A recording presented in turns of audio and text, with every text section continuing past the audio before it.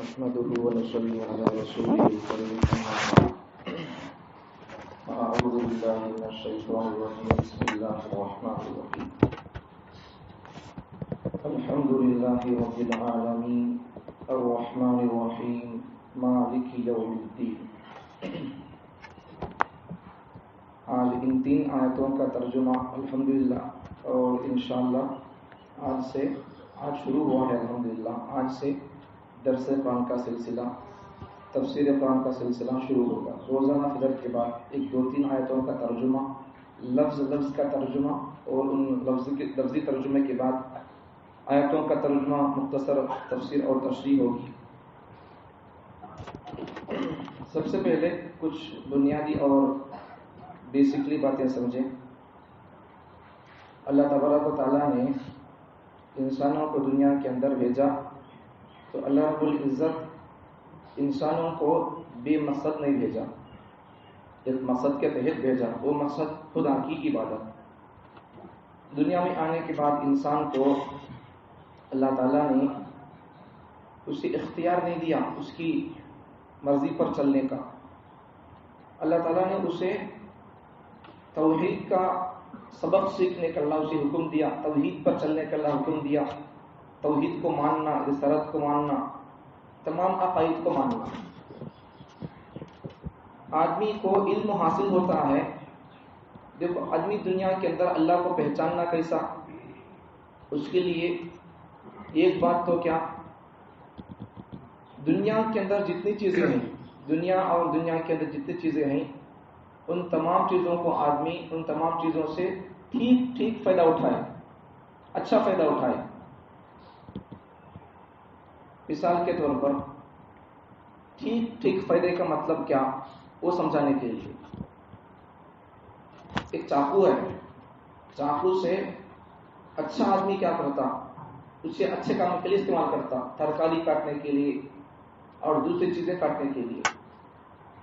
ایک روڑی کے ہاتھ میں اگر آ گئی تو وہ چاقو کیا کرے گا، وہ کسی کو بھوننے کا کام کرے گا. تو استعمال ٹھیک ہو تو دنیا کے اندر آنے کے بعد آدمی کو دنیا سے اور دنیا کی چیزوں سے صحیح اور ٹھیک فائدہ اٹھائے. اس کے ذریعے سے آدمی اللہ کو پہچان سکتا ہے، علم حاصل کر سکتا ہے. تو اس کے لیے کیا، علم حاصل کرنے کے کچھ ذرائع ہوتے ہیں. علم حاصل کرنے کا ایک ذریعہ تو کیا، حواس کا تو کیا، ہاتھ، ناک، آنکھ، یہ سب چیزیں ہمارے حواس میں سے.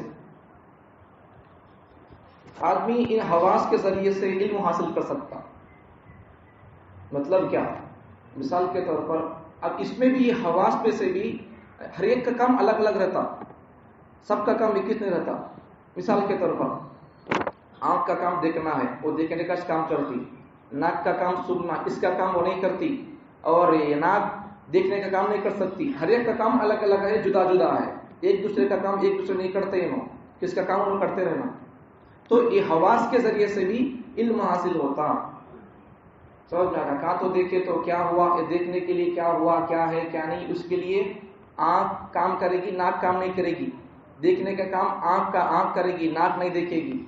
کیا تو پکڑا تو ناک محسوس کرے گی، ہنکی اس کے باز کو محسوس نہیں کرے گی. سمجھ میں آ گیا. تو ایک دوسرے کا کام ایک دوسرے نہیں کرتے ہیں، ہر ایک کا کام الگ الگ ہے. یہ حواس کے بارے میں ہے. حواس کا تو کیا، حواس کے ذریعے سے، یہ حواس سے خمسہ بولتے ہیں ان کو. ہاتھ، پاؤں، آنکھ ہے، کان ہے، ناک ہے، یہ 5 چیزیں، ان کو حواس سے خمسہ بولتے ہیں. علم حاصل کرنے کا ایک ذریعہ تو کیا، حواس سے خمسہ. ان 5 چیزوں سے آدمی علم حاصل کر سکتا. دوسرا کیا، علم حاصل کرنے کا ذریعہ عقل. اب جہاں یہ 5 چیزیں، ہاتھ، پاؤں، آنکھ، کان، ناک، ان کو کیا بولتے بولو، حواس سے خمسہ بولتے. آدمی ان سے محسوس کرتا، ان سے بھی آدمی علم حاصل کر سکتا. پاؤں سے بھی آدمی چل کر جا کر کسی چیز کو لے سکتا، پکڑ سکتا، پہچان سکتا ہے. اور سن کر بھی آدمی پہچان سکتا ہے کس کی آواز ہے بول کر. ایسا ناک سے بھی سننے کا کام، آنکھیں سے دیکھ کر پہچان لیتا. ہاتھ سے پکڑ کر محسوس کر لیتا یہ کیا چیز ہے، ٹھنڈی ہے تو آئس ہے، یہ نہیں گرم ہے تو کیا کی پکی ہوئی چیز چولہے کے اندر. یہ تمام چیزوں سے آدمی کو علم حاصل ہوتا ہے. ان تمام چیزوں کو کیا بولتے ہیں؟ 5 چیزوں کو، ہاتھ، پاؤں، آنکھ، کان، ناک، ان کو کیا بولتے ہیں؟ حواس خمسہ. سمجھ میں آ گیا؟ حواس خمسہ سے بھی علم حاصل ہوتا. علم حاصل ہونے کا ذریعہ یہ کیا؟ حواس خمسہ. دوسرا ذریعہ کیا؟ عقل. عقل کے ذریعے سے بھی آدمی کو علم حاصل ہوتا. مثال کے طور پر عقل کے ذریعے سے علم کیسا حاصل ہوتا ہے؟ کہیں دور پر دھواں اٹھ رہا تو وہاں اب ہاتھ کام نہیں کرتا، وہاں ناک کام نہیں کر سکتی، وہاں اب کیا کام کرتا؟ وہاں عقل کام کرتی. وہاں دور طرف سے دھواں کو دیکھ کر عقل کام کرتی کہ شاید وہاں آگ سوگی ہوئی ہے، آگ لگ رہی ہے، کس کا کی بلبی جل رہی ہے، کس کا کی گھر جل گیا وہاں، یا تو اپنا کھیت میں کاڑیاں گیڑیاں چن کو جلا رہی، وہاں کولہ جلا رہی. یہ علم کس سے ملتا؟ عقل سے ملتا. اب عقل کرنے کے کام حواس نہیں کرتے. حواس سے خمسہ ہے نہیں، یہ پکڑنا، دیکھنا، سننا، یہ وہاں عقل جہاں کام کرتی ہے وہاں یہ حواس سے خمسہ کام نہیں کرتے. الگ الگ کام ہر ایک کا. اب حواس جو کام کرتے ان کا کام، حواس کا کام عقل نہیں کرتی. سمجھ میں آ گیا؟ الگ الگ کام ہر ایک کا. 2 ذریعے ہو گئے علم حاصل کرنے کے. ایک ذریعہ حواس خمسہ کا، دوسرا ذریعہ عقل کا. تیسرا ذریعہ کیا علم حاصل کرنے کا؟ وحی الہی کا. کس کا؟ وحی الہی کا، وحی کا.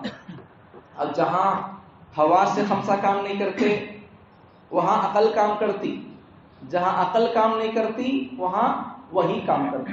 مطلب کیا ہوا؟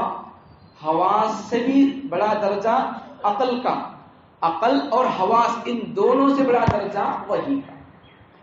اب دیکھو پھر وحی کے بارے میں بڑی لمبی چوڑی بحث، اسے مختصر بولتے.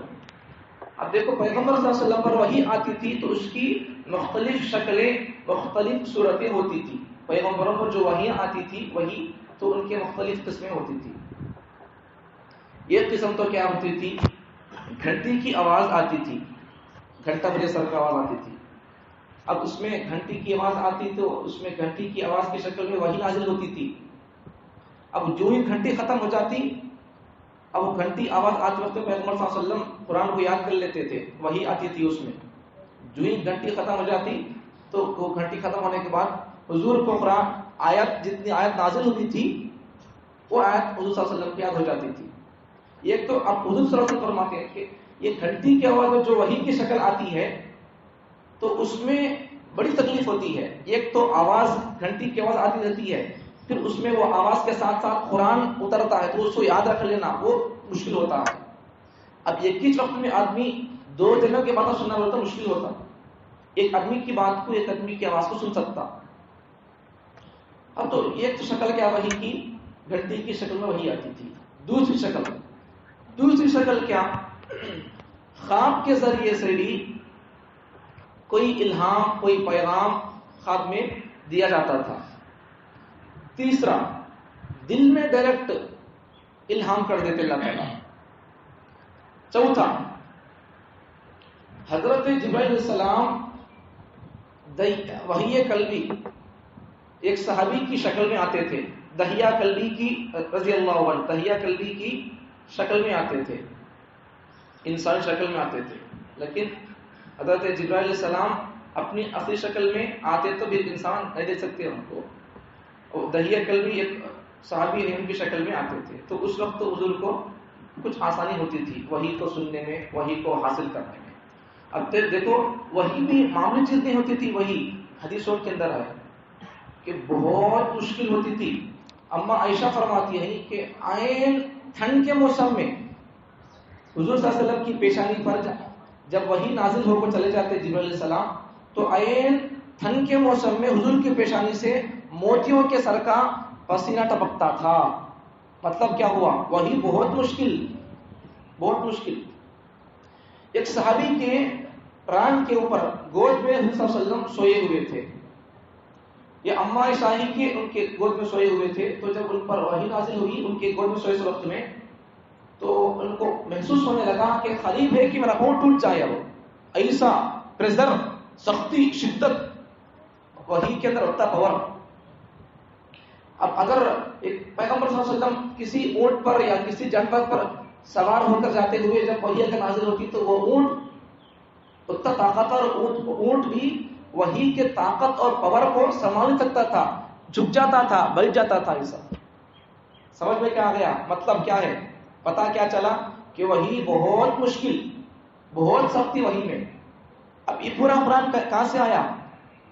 وحی ہی کے ذریعے سے آیا.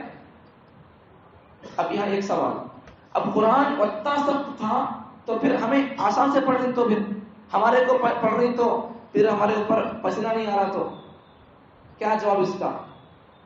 قرآن گرم تھا, قرآن کے اندر سختی اور شدت تھی, لیکن جب یہ قرآن, یہ گرم قرآن جب ٹھنڈے سینے سے, حضور کے ٹھنڈے سینے سے گزر کر آیا تو تب قرآن ٹھنڈا ہو گیا.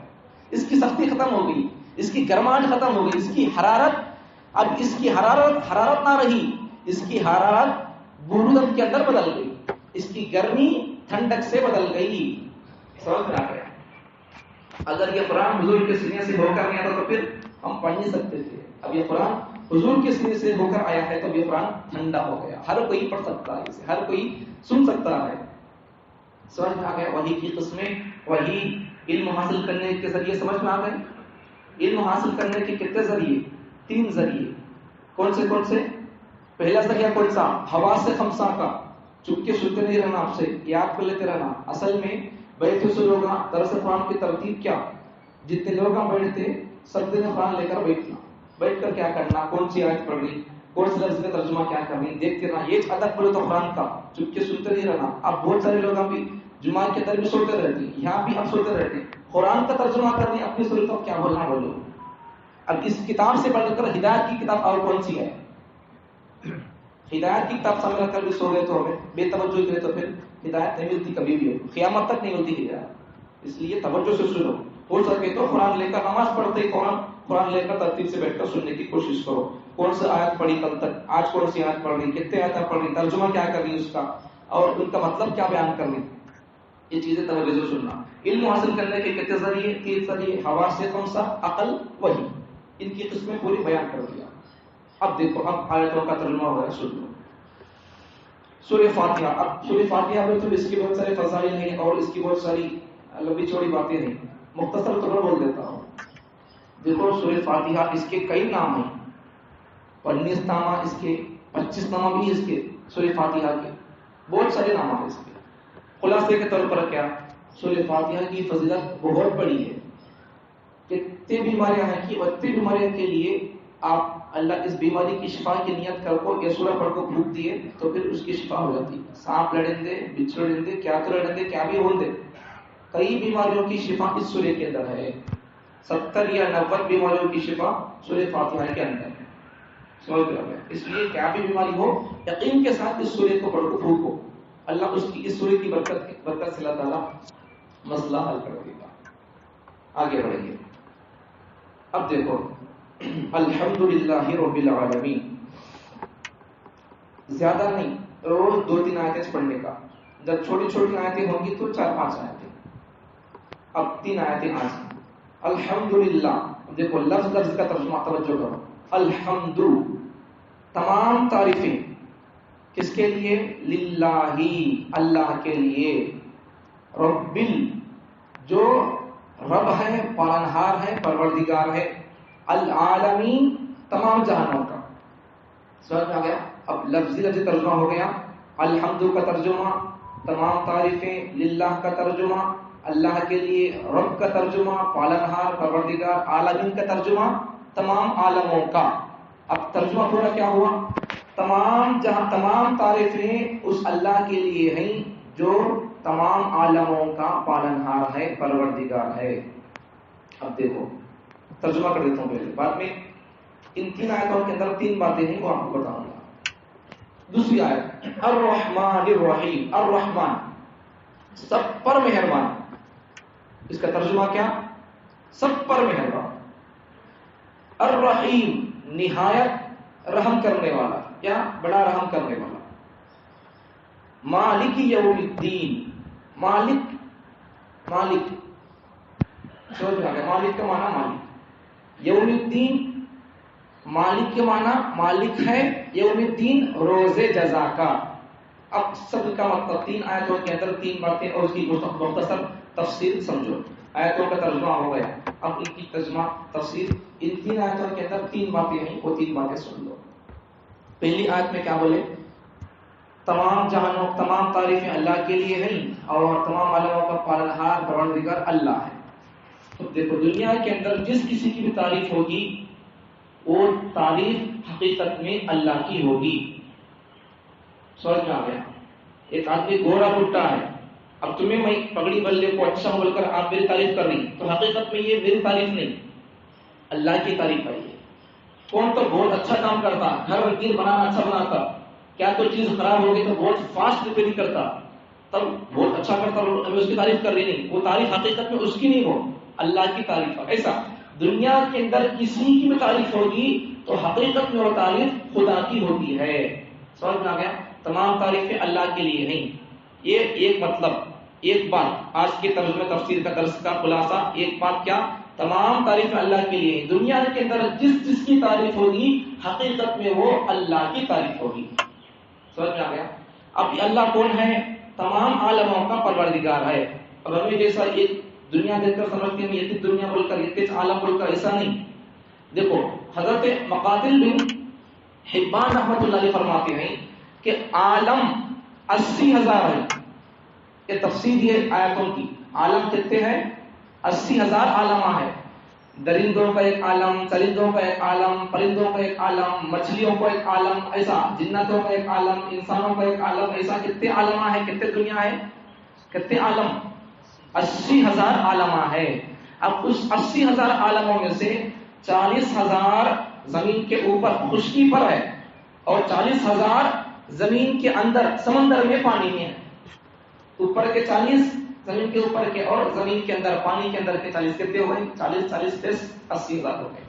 اور ایک بزرگ فرماتے ہیں کہ عالم 18,000 ہے فرماتے ہیں۔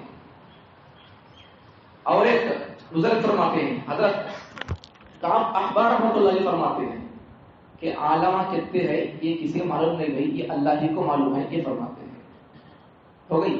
اب دیکھو دنیا کے اندر دیکھو پوری انسانوں کی روزی روٹی کا ذمہ اللہ لیا ہے، اس کا سچ اللہ تعالیٰ سب کو پال کر رہنے کا، انسان سے کمانے کا، جانوروں کے بنا کیا بھی نوکری کے لیے گوڑے کام گنڈے کام نہیں کرتے ہو۔ سمجھ میں آ گیا؟ قرآن مجید کی حضرت اللہ تعالیٰ کی کتاب اور 12ویں پارے کی پہلی آیت میں ہے وَمَا مِن دَابَّةٍ فِي الْأَرْضِ إِلَّا عَلَى اللَّهِ رِزْقُهَا۔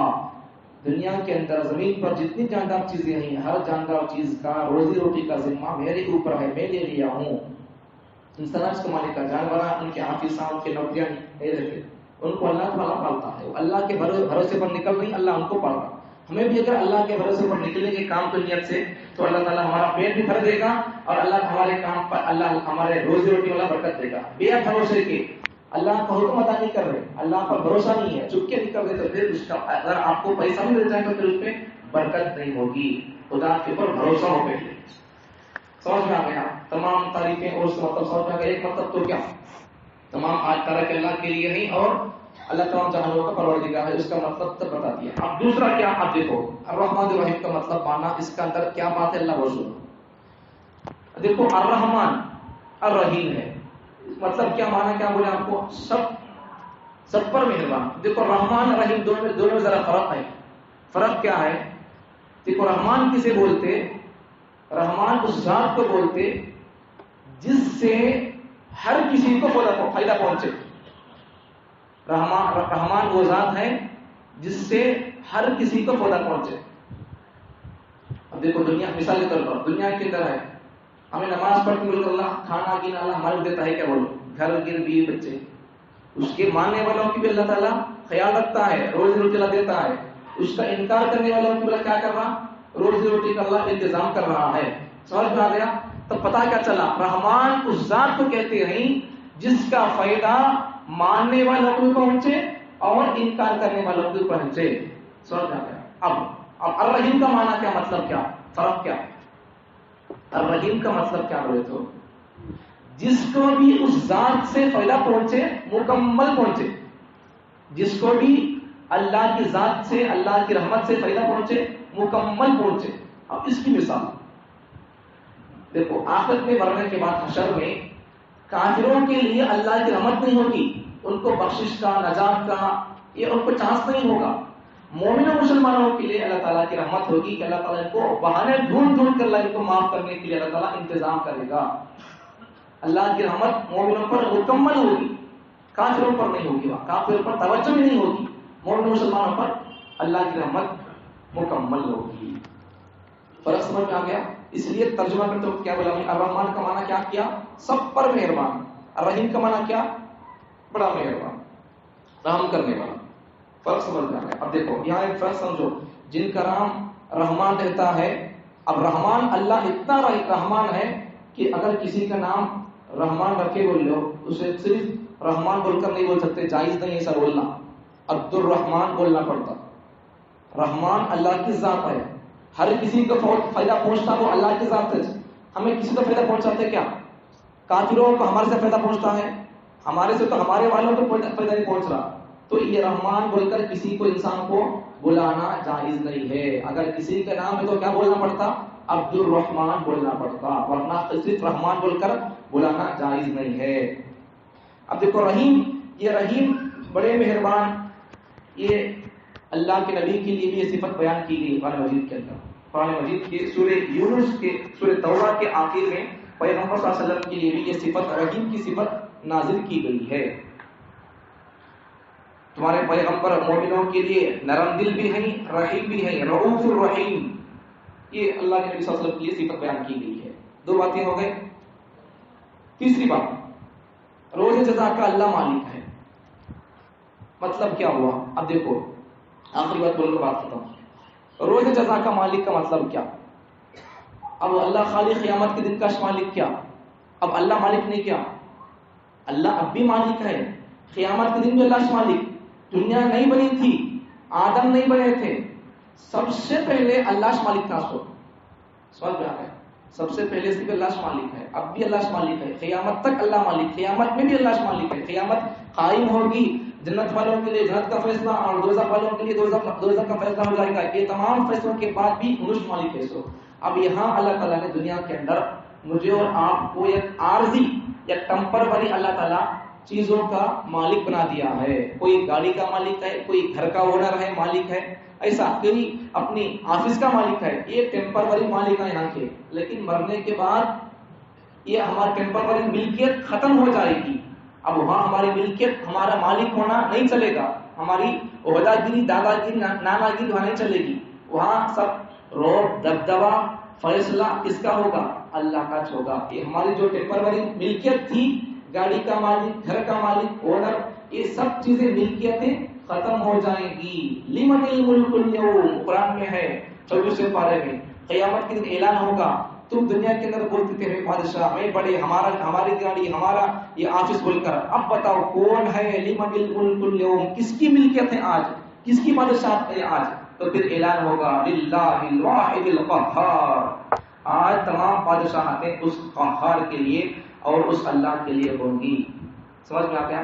انسان حقیقی مالک نہیں ہے، ٹیمپروری مالک ہے۔ اس لیے کسی بھی چیز کے آپ مالک بن گئے تو اسے حقیقی مالک نہ سمجھو، حقیقی آپ اس کے خالق نہ سمجھو۔ آپ اس ٹیمپروری آپ کے پاس جو چیز ہے، آپ جس چیز کے مالک بنے، وہ چیز بھی ختم ہو جائے گی اور آپ بھی ختم ہو جائیں گے، میں بھی ختم ہو جاؤں گا۔ حقیقی اللہ کی ذات ہمیشہ کے لیے باقی رہے گی۔ اس کے سامنے کھڑے ہو کر زندگی کا حساب کتاب دینا ہے، اس کو ڈر کر، اس کو سامنے رکھ کر زندگی گزارنا ہے۔ اللہ تعالیٰ مجھے اور آپ کو ان قرآن احکامات اور آیتوں کو، ترجمے کو، تفسیر کو سمجھنے کی توفیق عطا فرمائے۔